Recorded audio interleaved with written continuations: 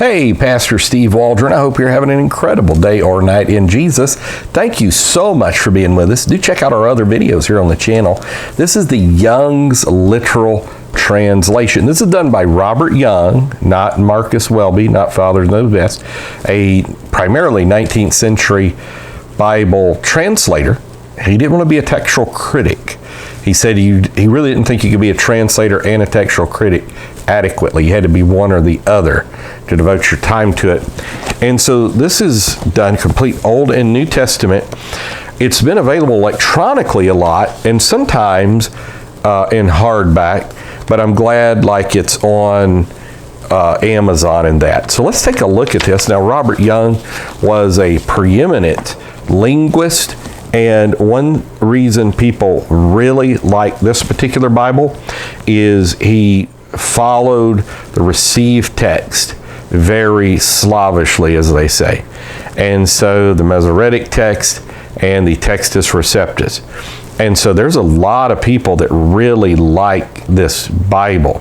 Now, it went through a couple of iterations. He had one in like 1888, and then he had an 1898 edition, and then a little after that as well. Now, one way you can tell the difference between like an 1888 edition, 1898 edition is in the Old Testament, when you had Jehovah in the 88 edition, it would follow the King James like all caps Lord, L-O-R-D. In the 1898 edition, it changed that to Jehovah. And there are several groups that really like this. Now, in 2020, and I've done maybe a couple reviews on this particular Bible, they updated the Young's Literal and called it the Literal Standard Version. And it's another one in the great Textus Receptus tradition, which I would say is the correct tradition. I would say the King James is the preeminent example of that amongst in several languages, Textus Receptus, but most any well-done Textus Receptus Bible is going to be better than any well-done critical text Bible, because it's just translating the pure Word of God. So let's look at Deuteronomy 6:4. Let's see if we can determine Deuteronomy 6:4. So this is an 1898 edition. I looked in the front. I didn't see that it said. It may. So, Hear, O Israel, Jehovah our God is one, Jehovah.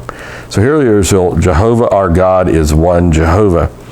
And so that is really good. That's really good. Let's see what it says in 22:5 here. Deuteronomy 22:5. And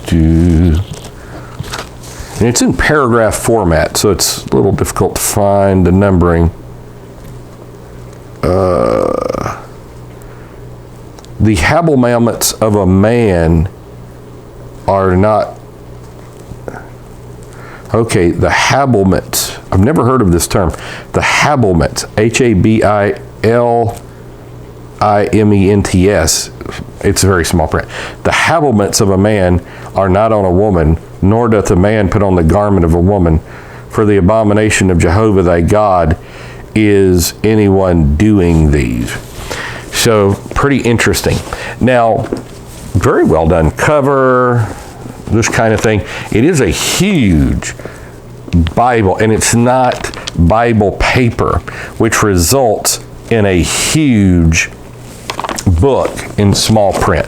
Most people don't realize how you can get like a giant print Bible and something smaller than this is just because of Bible paper. Bible paper is kind of its own thing.